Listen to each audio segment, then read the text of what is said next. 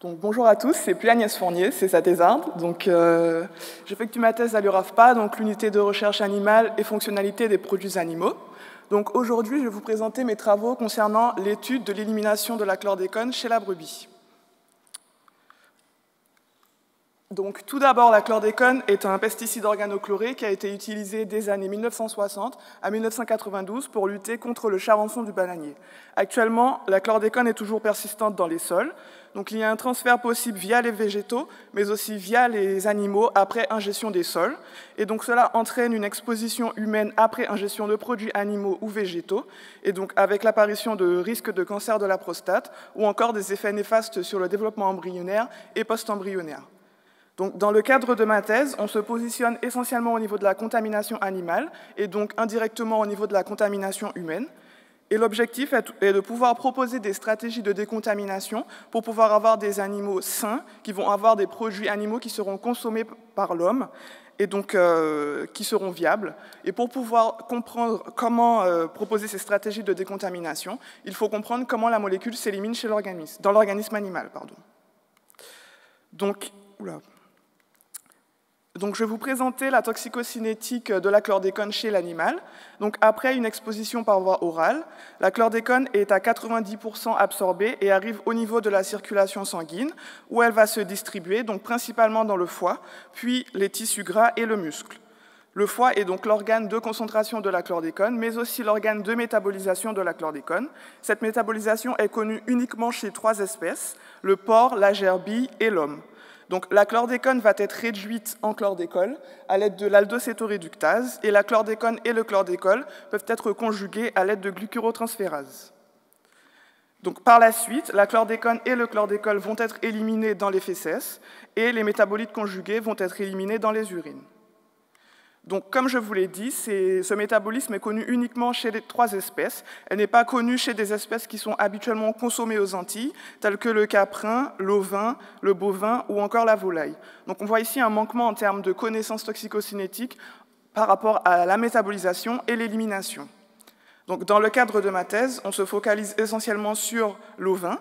L'objectif est de pouvoir déterminer comment la molécule s'élimine dans le sang de la brebis, mais aussi de comprendre comment la molécule mère s'élimine dans les urines et les fécès, et de pouvoir déterminer si la brebis est capable de métaboliser la chlordécone, donc en chlordécol et métabolites conjugués, qui seront eux-mêmes éliminés dans les urines et les fécès. Donc l'objectif de ma thèse est de comprendre comment s'effectue tout cela. Les principaux objectifs seront donc de proposer des stratégies de décontamination à l'aide du suivi des pesticides dans les matrices urinaires et fécales, et donc aussi de pouvoir déterminer à l'aide du temps de demi-vie d'élimination dans le sang le temps de décontamination nécessaire pour l'animal. Donc, pour pouvoir collecter ces données toxicocinétiques chez la brebis, nous avons mis en place un protocole expérimental que je vais vous présenter tout de suite. Donc, après une période d'adaptation de 14 jours, 5 brebis non lactantes et non gestantes ont reçu une dose unique de chlordécone par voie intraveineuse, et par la suite, les brebis se sont décontaminées naturellement pendant 84 jours. Au cours de cette décontamination, nous avons effectué différents prélèvements, donc des prélèvements sanguins, urinaires et fécaux. Les prélèvements de sang ont permis la préparation de sérums qui ont été analysés au laboratoire Ducart, qui est en partenariat avec l'URAFPA. Et les urines ont été prélevées à l'aide d'une sonde de Foley qui a été placée au niveau de l'urètre des brebis. Et donc, nous avons prélevé les urines à l'aide de seringues. Les fécès ont été prélevés à l'aide de couches. Et par la suite, il a fallu faire des développements analytiques pour pouvoir analyser la chlordécone et ses métabolites dans les urines et les fécès, car actuellement, il n'existe pas de méthode pour pouvoir doser la chlordécone et les métabolites dans ces matrices.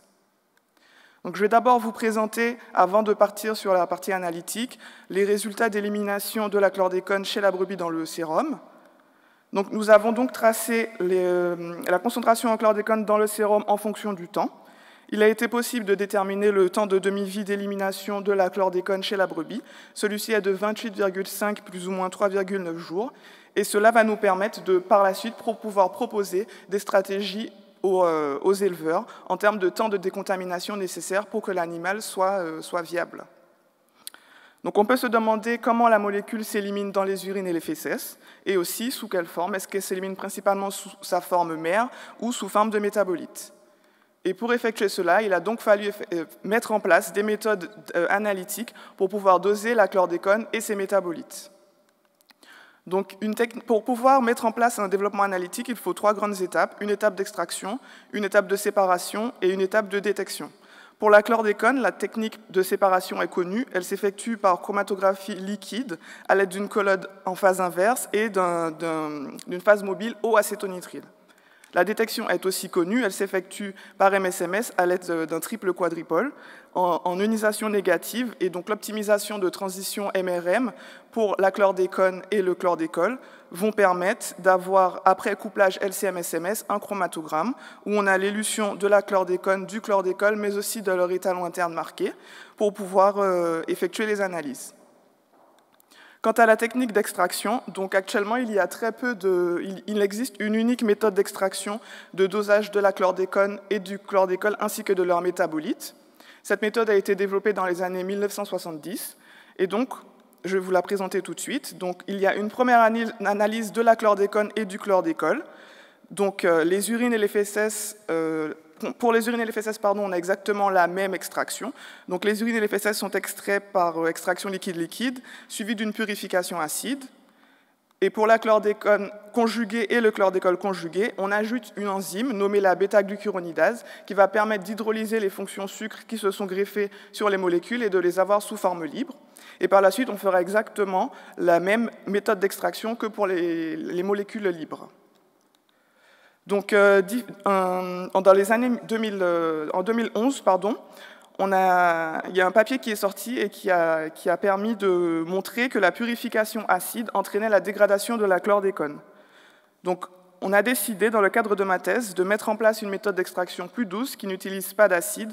Et cette extraction est donc une méthode d'extraction de type Quechers en utilisant la dilution isotopique.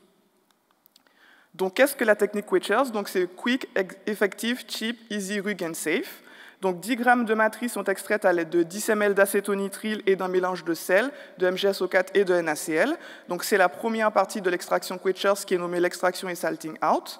Et dans un deuxième temps, si les taux de récupération ne sont pas satisfaisants, on peut effectuer une étape de purification du surnageant à l'aide de phases dispersives. Donc, cette technique Quechers a été transposée pour l'analyse de la chlordécone et du chlordécol dans les urines. Donc, nous avons appliqué exactement la même partie extraction et salting out pour l'analyse de ces molécules dans les fesses et les urines. Et donc, dans les urines, les taux de récupération retrouvés en chlordécone et chlordécol étaient satisfaisants, de l'ordre de 50%. Dans les fesses, nous avons des taux de récupération de 40% en chlordécone et de 30% en chlordécol. Et donc, on en a conclu qu'il fallait aller jusqu'à l'étape de purification pour améliorer l'extraction pour la matrice fesses. Donc, en termes d'optimisation de la phase dispersive pour la matrice fesses, nous avons sélectionné 3 types de phases dispersives, la PSA-C18, la ZCEP-C18 et la PSA-C18 NV-Carb. Donc ici, vous avez représenté les taux de récupération qui ont été déterminés pour chacune des 3 phases. Et on en conclut que la PSA-C18 NV-Carb permet d'avoir les taux de récupération les plus satisfaisants pour la chlordécone et le chlordécol.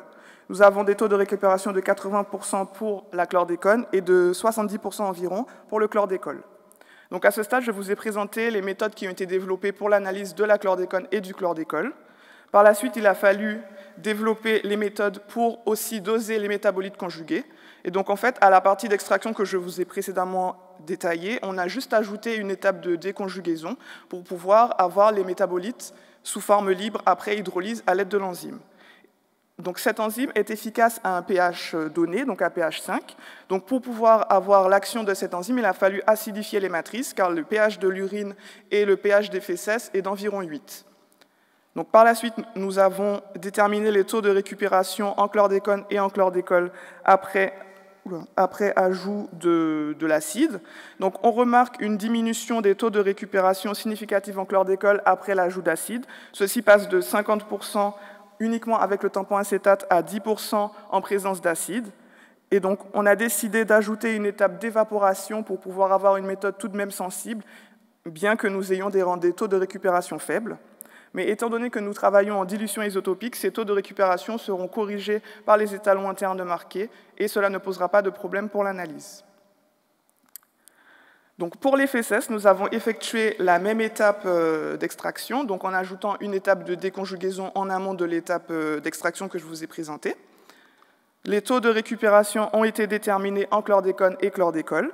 On remarque encore ici que pour la chlordécole, on a des taux de récupération qui ont diminué, et ceci était dû à l'acide. Mais les taux de récupération n'étaient pas aussi faibles que dans la matrice urinaire, et donc on n'a pas eu besoin d'ajouter une étape d'évaporation. Donc nous avons optimisé les méthodes de dosage de la chlordécone, du chlordécol et de leurs métabolites conjugués. Par la suite, il a été possible de déterminer comment s'élimine la chlordécone dans la matrice urinaire et donc d'exploiter le protocole expérimental qui avait été mis en place.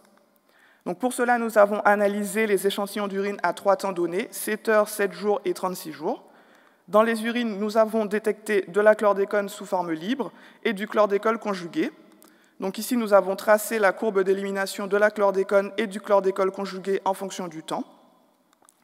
Donc on a donc pu conclure que la brebis était capable de métaboliser la chlordécone, et on a déterminé le ratio chlordécol conjugué sur chlordécone aux 3 temps analysés.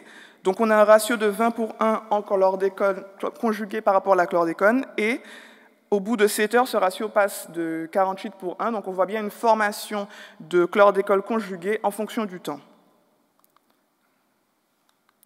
Nous avons ensuite analysé les fesses des brebis, et donc exactement au même temps de prélèvement que pour les urines, on a détecté de la chlordécone et du chlordécol, et nous avons donc pu tracer la courbe d'élimination de la chlordécone et du chlordécol en fonction du temps. Donc, comme ce qui avait été trouvé dans l'état de l'art, la chlordécone est principalement éliminée sous sa forme mère, mais aussi sous forme de chlordécol dans les fesses. Le ratio chlordécone sur chlordécol est d'environ 3 pour les brebis. Celui-ci est proche de celui qui est retrouvé chez la gerbille, mais complètement différent de celui retrouvé chez le porc, car chez le porc, ce ratio est de 10 pour 1. Donc on voit bien une différence entre les espèces en termes de métabolisme, ce qui peut être intéressant lorsqu'on va conseiller les éleveurs pour décontaminer les animaux. Donc pour conclure, nous avons, à l'aide du protocole expérimental, déterminé le temps de demi-vie d'élimination de la chlordécone chez la brebis. Les développements analytiques de dosage de la chlordécone et des métabolites dans les urines et les fesses ont permis de déterminer sous quelle forme la molécule s'éliminait. Donc, l'ovin est capable de métaboliser la chlordécone. Dans les urines, on a une faible excrétion de chlordécone et une excrétion plus forte de chlordécol conjugué. Et dans les fesses, on retrouve principalement de la chlordécone et du chlordécol libre. Donc, à l'aide de l'exploitation globale de ce protocole expérimental, il sera possible par la suite de proposer des stratégies d'élimination efficaces de la chlordécone chez les brebis. Je vous remercie de votre attention.